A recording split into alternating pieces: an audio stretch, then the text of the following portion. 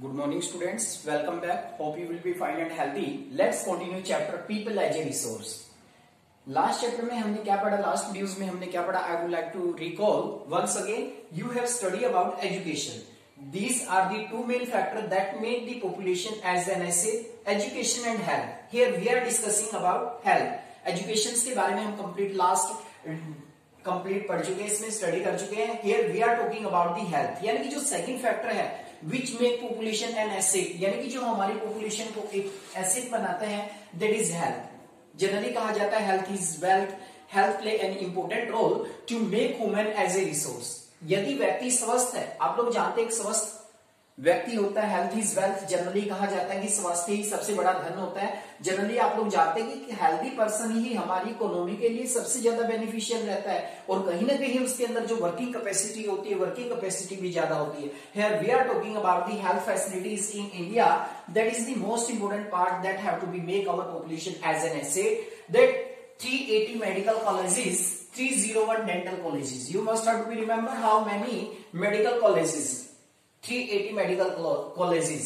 अगर हम बात करें 301 डेंटल कॉलेजेस, यानी कि जो हमारे दंत कॉलेज है जहां पर डेंटिस्ट बनने की जो प्रैक्टिस बच्चों से कराई जाती है, 301 संख्या है इनकी. भौतिक अगर जनरली हम लोग देखें तो इसमें जस्ट 4 स्टेट, और सबसे देखो इंपोर्टेंट बात क्या है, just 4 states Andhra Pradesh, Karnataka, Maharashtra, Tamil Nadu have maximum number of this colleges. कहते हैं कि ज्यादातर जो कॉलेजेस है, चाहे मेडिकल कॉलेजेस की बात करें हम लोग, डेंटल कॉलेजेस की बात करें, ज्यादातर ये 4 स्टेट्स में है. तो ये 4 स्टेट कौन कौन से, ये भी आप याद रखिए, most important, Andhra Pradesh, Karnataka, Maharashtra and Tamil Nadu. These are the 4 state that you must have to remember about this. 4 states हैं, आंध्र प्रदेश, कर्नाटका, महाराष्ट्र और तमिलनाडु. तो इनके बारे में याद रखें कि ज्यादातर जो स्टेट्स है हमारे, वो कहां पर है, इन 4 स्टेट्स के अंदर है. चाहे हम मेडिकल कॉलेजेस की बात करें, चाहे हम लोग डेंटल कॉलेज की बात करें, most of this are also centralized in Andhra Pradesh, Karnataka, Maharashtra and Tamil Nadu. अब बात करते हैं हम लोग कुछ बेसिक टर्म्स दी गई है यहाँ पर रिलेटेड टू मेडिकल. एससी का मतलब क्या होता है, sub centre. PHC primary health centre. You must have to remember the full form of SC, sub centre बोलते हैं. These are the medical terms. Sub centre, PHC primary health centre. PHC means primary health centre. You must have to remember CHC community health centre, CHC. These are the main 3 that is related to medical terms. You must have to remember SC means sub center, PHC primary health center, CHC community health center. You must have to remember about that. That are the organizations that have to be working in medical lines. SC, PHC, CHC. तो इनकी full form याद रखेंगे आप लोग. There are some basic terms you must have to remember about the health. जब भी हम health की बात करते हैं तो आपको बेसिक टर्म्स याद होनी चाहिए. These are the mainly. The first is IMR. Short में लिखा हूं मैंने. Full form is infant mobility rate, शिशु मृत्यु दर. IMR होता क्या है ये हमारा? Infant mobility rate is the death of a child with in a year. यानी कि जिन बच्चों की डेथ हो जाती है 1 साल के दौरान ही. आप लोग सोच के देखें उन पेरेंट्स के बारे में जो जिनके घर में बच्चे का जन्म हुआ, लेकिन उस बच्चे की डेथ है वो 1 साल से ही पहले हो जाती है, with in 1 year. That is called IMR. उसको बोलते हैं हम लोग शिशु मृत्यु दर. इन्फेंट एज में, यानी कि 1 ईयर का कंप्लीट होने से पहले ही बच्चे की डेथ हो जाती है, उसको बोलते हैं हम IMR. यहां पर IMR की बात करें 1951 में 147, यानी कि 147 था, लेकिन 2012 की अगर हम बात करें तो कितनी हेल्थ फैसिलिटी इंक्रीज हुई, ये मात्र 42 है. प्रेजेंट अगर हम बात करते हैं तो 42 है. तो IMR. These are the basic terms. You have to be given one terms here in your exam. That is most important student. You must have to remember about the full form IMR. IMR का मतलब होता है infant mortality rate, शिशु मृत्यु दर. जो शिशु जन्म लेते हैं 1 साल का होने से पहले जिनकी डेथ हो जाती है, that is called IMR. Next है बर्थ रेट, डेथ रेट.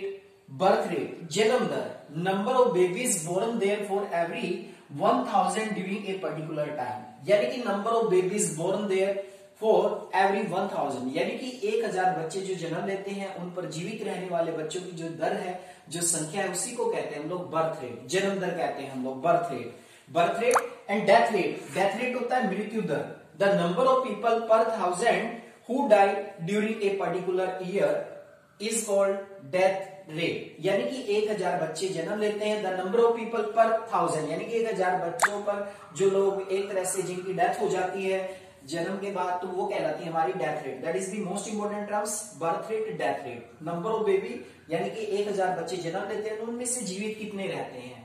1000 लोगों पर मरने वालों की जो दर होती है वो डेथ रेट कहलाती है, जन्म दर, मृत्यु दर। That are the determinants of our populations, birth rate and death rate. These are the main 3 terms, you must have to remember about this. And the next and the fourth term is life expectancy, जीवन प्रत्याशा कहते हैं इसको। What is the meaning of life expectancy? Average life of a person, एक व्यक्ति की जो average life है, 2011 की बात करें हम लोग, over 66 year. That is most important question. What is life expectancy, जीवन प्रत्याशा क्या है इंडिया में? अगर हम बात करें 2011 के अकॉर्डिंग, अगर लाइफ एक्सपेक्टेंसी की हम लोग बात करते हैं, ओवर 66 ईयर, 66 ईयर से ज्यादा है, मतलब लगभग आप लोग याद रखें, over 66 year, that is most important. What is the meaning of life expectancy?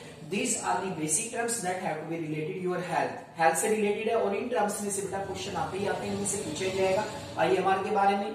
Birth rate, death rate, दोनों में से क्वेश्चन मिलेगा आपको। बर्थ रेट, डेथ रेट का मीनिंग क्या होता है, IMR का मीनिंग क्या होता है, लाइफ एक्सपेक्टेंसी क्या है इंडिया में। 2011 की अगर हम बात करें, अकॉर्डिंग टू 2011 लाइफ एक्सपेक्टेंसी, यानी कि व्यक्ति की जो एवरेज लाइफ है वो 66 ईयर आंकी गई है भारत के अंदर। That is most important. Now we are talking about the unemployment. The next content is unemployment, बेरोजगारी. As you know that unemployment is a very crucial problem for India. You have seen that a large number of people who do not get any employed, that is called unemployment. यानी कि बहुत सारे लोग हैं, बेरोजगारी भी एक हमारे लिए बहुत बड़ा चैलेंज है, बहुत बड़ी समस्या है। पॉपुलेशन को लाइबिलिटी क्या बनाती है? अनएम्प्लॉयमेंट, क्योंकि लोगों के पास रोजगार नहीं होता। यदि लोगों को एम्प्लॉयमेंट मिलेगा तो वो अच्छे तरीके से काम कर पाएंगे और वो अच्छी अर्निंग कर पाएंगे। लाइबिलिटी कब बनती है पॉपुलेशन? जब उनके पास कोई एम्प्लॉयमेंट नहीं होता। अनएम्प्लॉयमेंट का मीनिंग क्या होता है? बेरोजगारी। तो सबसे पहले हम लोग डिफाइन करेंगे या मीनिंग जानेंगे, what is the meaning of unemployment. Unemployment का मीनिंग क्या है? What is the meaning of unemployment? Unemployment क्या है? बेरोजगारी किसे कहते हैं?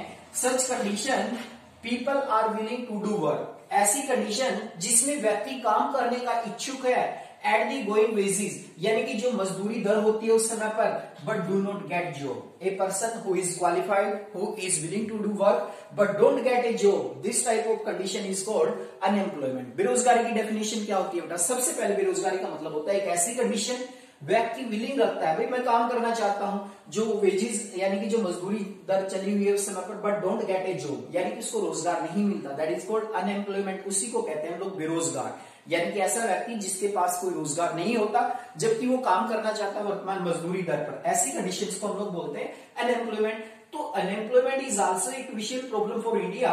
लाइक दैट हम यहाँ पर बात करेंगे, यहाँ पर the most important the workforce. Workforce का मतलब क्या होगा? The people of working age. Working age के जो लोग होते हैं, यानी कि जो काम करने वाली एज है हमारे इंडिया में, working as.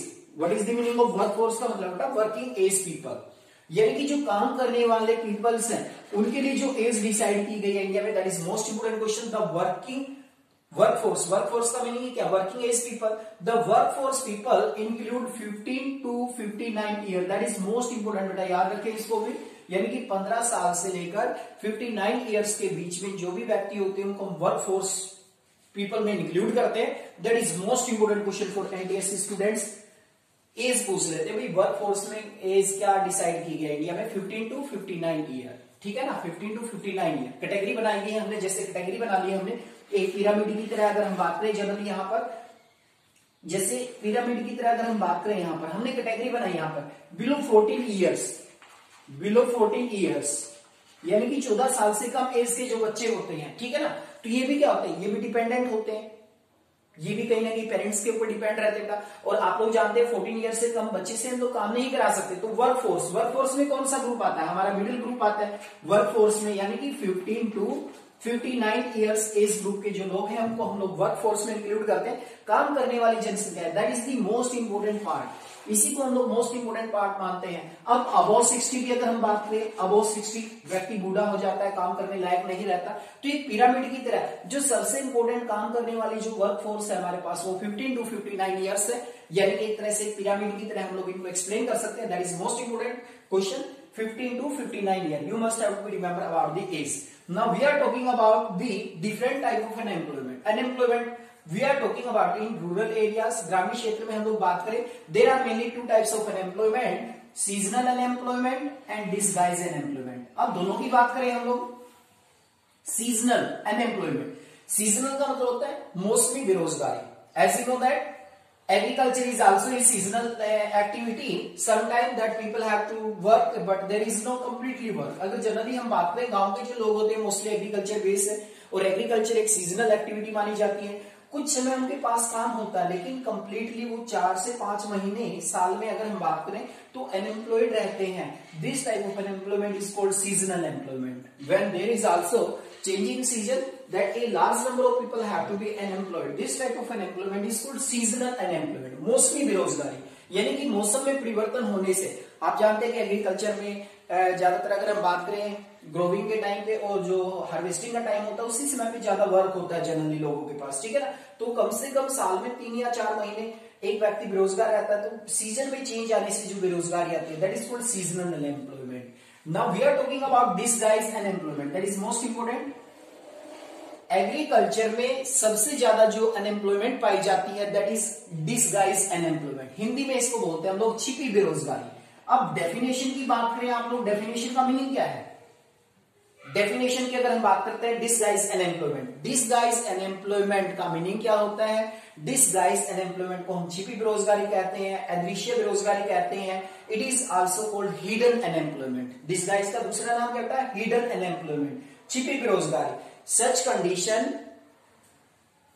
in which a person seems to work but their contribution in total production is zero or negotiable.